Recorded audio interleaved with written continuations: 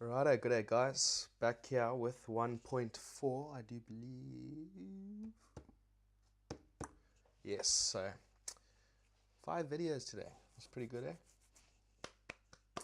Epistemology, truth, knowledge, and belief. Now let me just read from is this Wikipedia? Yeah. Epistemology is the branch of philosophy concerned with the theory of knowledge. Studies the nature of knowledge, justification, and the rationality of belief. So it's quite a broad thing, which is why sometimes I just feel like I'm using the word wrong, but I find it useful. It's a useful word, so use it. Right, so this comes from, talking about centroversion in the last video. And in the last video, I basically just talked about the assent, how it just works when it works well. But of course, if you're not aware that you're a persona, and I think in the last video I showed you a tweet, this tweet here. Right, so basically old Sophie Turner saying nobody would want to appear to others, whether they're right or wrong, like a dickhead. Depression is real, just like your massive ego. So I would say Sophie Turner has not yet realized that her mind is a representation, and so if she perceives somebody and projects onto them a negative persona, that he's got a big ego and that he's a dickhead, an arrogant dickhead, then that's the most important, it's just taken as the subjective reaction to him is taken as fact, as objective pretty much. And you see this with Trump. People will complain about his persona, and you basically go, you do realize that that's just a persona that some people attach to him, but I attach a different persona to him, and the persona I attach or project onto him is incorrect to some degree, but I think it's more correct than your whinging and whining. And so it's just interesting to think about, what happens if you don't get it right and you don't realize, maybe you start off having faith in a shared map and you never realize mind is representation, while you wind up in the reverse where you have a negative reaction and that almost produces new beliefs that are less true, less fit representative, and then these beliefs produce worse subjective reactions, and you just descend. So I haven't changed it all around to show how you could descend, but you could be just change the arrows around, and you could go doom doom doom doom doom doom doom doom doom down. I've just changed that bottom arrow there because I'm a lazy bastard. Right, so this is what brings us to, and this is why I find epistemology useful, because people will say things that carry implications with them. And so people can just, make 2 or 3 comments and you can derive other beliefs from them. And then you have some theory of what the truth is. And you can then go, well, that's why they feel the way they do. And the next thing they're probably going to buy into is this, First you start a job and you don't like your job and you feel like you're underpaid. Then you become a socialist because you go, well, why is the economy like this? We should make the economy like Karl Marx says. So you become a socialist economically, and you think, I'll just persuade people, and we'll just we'll have free healthcare. I'll just persuade people, and then that doesn't work, and you think, well, why are people not persuaded by my good friend Karl Marx and my brilliant understanding of him? And then you just come to these conclusions like, well, the other people must be stupid or evil or both. And so all Republicans are stupid and evil and both, and then that produces, and you just fall into hell. Hell is real, people. Be careful.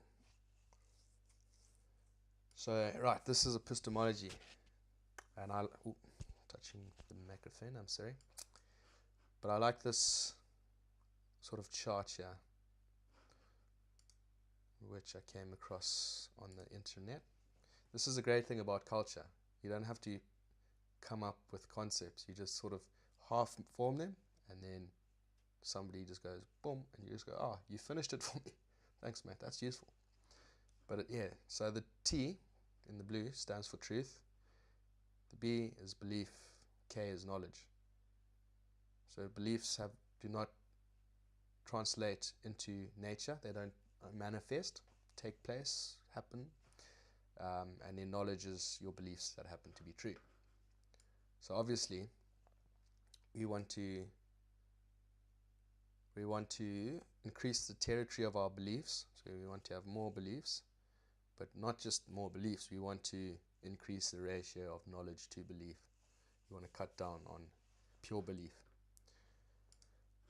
Now, I'm going to talk to you about unconscious and conscious. This is also it starts becoming very useful at this point. Right, so truth is unconscious to you. When you're a 5-year-old, you don't understand capitalism. It's right out there. People have known for centuries and centuries about capitalism and why it works and why socialism doesn't work. And it's there, but it's unconscious to you. You don't think about it. You don't know about it. Right, whereas belief is conscious. That's, you go, I can see this and I can see that, and I'm drawing a causal. Let me just write something down here as well.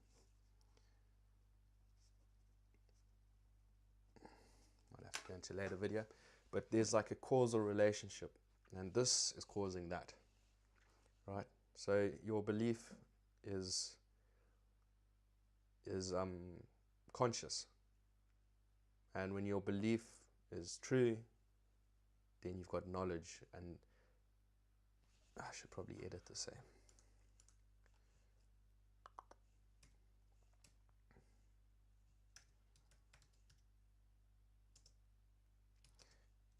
Like this is the thing, you can't unconsciously develop beliefs. You've got to put some effort and thought into it, and you sort of go, and your beliefs might be right, conscious, but your beliefs can also just be purely belief. So I'll just call this general belief. Fuck. Words, they can be useful bastards. General belief is conscious. So when it's right, it's also conscious, but it's knowledge, and that feels, it's a different, when you are right about something, it's a different subjective experience to mere belief, which is what socialists feel like. But this mere belief produces a shadow, right? Because what you believe, if you had a bit more truth, would transform into knowledge. So it's outside of truth. It's not true. And so this is what, like Carl Jung calls the shadow. Do I still have it? Yeah, right. The shadow, right? You've got your ego, your consciousness, and unconsciously, if you're wrong, if it's not true, it's unconscious. You don't know the truth. You don't know that you're wrong. You don't know why you're wrong. You don't know how to fix it, so on and so forth. Right, so no, these are just useful terms, unconscious and conscious. And basically, if you're going along with me right now, you sort of realize that the unconscious, the way like Sigmund Freud and Jung and Neumann and Jordan Peterson talk about it, is a secular version of God. Right, so it's like a naturalist God. And then if you start tinkering with the ideas of the nature of consciousness and truth, and you start maybe turning it into a personal God, and start playing with ideas, and then you start tinkering with supernatural stuff. But we'll leave that. We'll probably get into that at some point. I better write that down. Fuck. I have a whole list of videos to do, and as I do some of them, I'm realizing I've got an unwritten list as well. Fuck. Or I'll just mingle them all in. But there's truth, and that's why, and it's unconscious, and that's why religions exist, because you've got to deal with the fact that you don't know the truth. right? Truth, unconscious. General belief, conscious. I just mean that whole semicircle. Where it's knowledge, it's conscious. You can't unconsciously come into knowledge. You've got to consciously create it. But it's useful. It's got a good subjective feeling. Mere belief that is opposed to truth, that blinds you to the truth, that produces very bad subjective feelings. So obviously here we want to increase the territory of belief, but we also want to make sure that the ratio of knowledge to belief is going up. So that's resolution and territory. That's how you do that. And we talked about that earlier. So I wrote this down when I came across it once, and I don't know whether this chick said it or who said it, but that's apparently who said it. Whenever two good people argue over principles, they are both right. Now it sounds almost like relativist, but there's something, and I didn't quite like it, but it's something you like and don't like. And you know what it is that if you were to get rid of the word right, so you get rid of that relativist bullshit, it becomes whenever two good people argue over principles, they are both consistent. Right? They might be inconsistent with each other, but themselves, they are consistent. And so this is what we're trying to do with epistemology, is just trying to create a model in our heads so that we can deal with the fact that we are subjective, that throws out an insight, and now you're in the situation where you've got to make your insight plus your existing worldview consistent, because they're inconsistent. So you got to throw out beliefs. Sometimes you just think about things and then you go, like I'll give you an example. Maybe 2 or 3 years ago, I thought, capitalism is way, way, way, way better than socialism. But inequality is a problem that maybe we should do something about. But then, I don't really know what situation caused it, but I was thinking about it, and it's like economics involves production, distribution, consumption. So you are producing what is produced, right? You produce consumption goods or capital goods. Now what do capital goods do? Do millionaires, ride around on them? Sure, people buy yachts, but that's a consumption good. And what capitalists spend most of their money on by far is capital. What does capital do? It produces, right? A combine harvester with a 40-foot front harvests twice as much as something with a 20-foot front. Okay? You're taking the same amount of labor and producing twice as much. So inequality, if you want to produce 10 times as much per laborer, and therefore each laborer can consume 10 times more, then you're going to have much bigger capital. Inequality. You want inequality. Now obviously it makes a lot of businesses, you need to be intergenerational to get into them, but that's a good thing, because a young 25-year-old cannot just step into a business and know how to run it and run it successfully. It's got to be, so you want it to be intergenerational, and you want inequality. So that's an example where this insight comes in, whatever that insight was, I can't even remember now. There's some, anyway. And what I had to do to make that insight fit. I think I was reading a book about, production side capitalist theories and consumption side, and how, how they differ and throughout. So I was reading a lot about production side, and I was starting to favor production side capitalist theories, and like Adam Smith starts off with production, whereas Marx starts off with consumption, and that sort of, there was that insight that didn't gel with my whole worldview, and when I looked through it, I had to throw out the belief that inequality wasn't good, that it was a problem, and now I believe inequality is not a problem, it's good, it's the nature of the world. Then you act on your beliefs. somebody complained about inequality, and I just said, go get fucked, mate. Yeah, so yeah, you got to figure out a way to make the insight consistent with existing worldview, and therefore produce a new worldview which changes who you are, changes your desires, changes what your goals are, changes the way you act, right? And hopefully you create more beliefs, which is territory, and more true knowledge, which is higher resolution, so higher ratio. So there you are. That's your starting point, which is not likely it's going to be, but anyway, there you are, right? You want to go that way, you don't want to go that way. Now this is just something I believe, is that there's an increasing ease, and it looks like this, right? So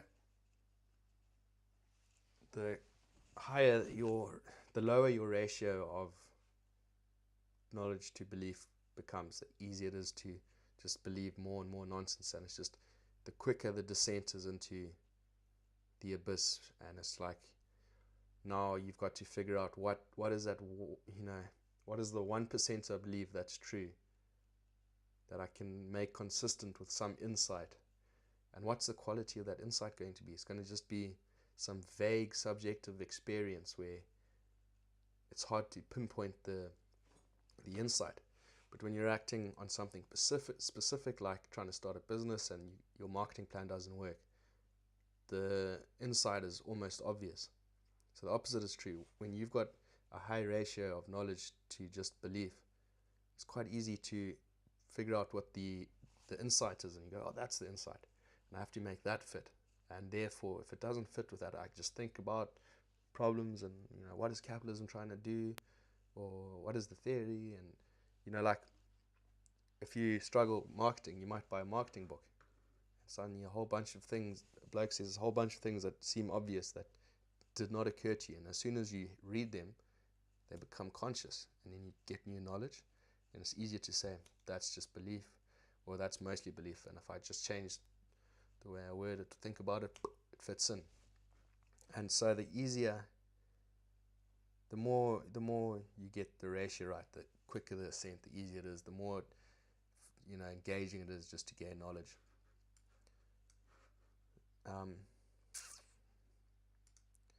I choose, therefore I am, right? Remember that. So the point is, you want to get to understanding the difference between conscious and unconscious. And this all starts off with, the realization that you're a persona, and that mind is mere representation, and that applies to you and to other people, and suddenly you're going to experience a whole lot of things where you make choices that just snowball, and eventually you come to the point where you believe that what you don't know is more important than what you do know, and then you wind up with, if you're going to start off, maybe it depends on your personality, but you're going to start off pretty secular, and so you call it the unconscious. But as you need to give it a flavor, give it a personality, because the unconscious is like, well, is the unconscious good or bad? Do you get more miserable the more you know, or less miserable? And so, because we're human beings and we relate to human beings and to ourselves and to our consciousness, you kind of go, look, the whole unconscious secular notion doesn't really, it's not very animated. We need to give it a bit of zest. And so I'll say, like, an atheist says Africa is proof that there is no God, whereas a Christian says Africa is proof that there is a God, right? If you're ignoring truth, you're going to pay, right? God is just that truth. It's not his job to make it obvious to you. It's your job to figure it out. Whereas an atheist says, look, there's so much suffering and poverty and hardship in the world. How can a God do that? And that's because these are completely different worldviews. Like, if you were to sketch them, they would be basically these two extremes, right? So Yes, so I just find epistemology a useful thing to, once you got that central version in your head. And I mean, like I said earlier in that big video, if you have decided to rely on your own representation, then a lot of this stuff, you've experienced it, and you might have various ways of articulating it. And these are just maybe alternative ways of articulating it that you'll find useful. Because that's basically, I didn't invent any of these things. I just sort of halfway get there, and you read you read something online or watch a YouTube video, and somebody just finishes it off, like takes the basic categories you've got and just goes, rearranges them, builds shit on top, finishes it off for you. So that's hopefully what I'm doing for you. I find this epistemology a useful idea, and a useful model to have in your head. Yep, so there we go. That's epistemology. I do hope you found that helpful, and remember, you choose, therefore you are. Don't be a miserable cunt. Thanks for watching, guys. Have a good one. Cheers.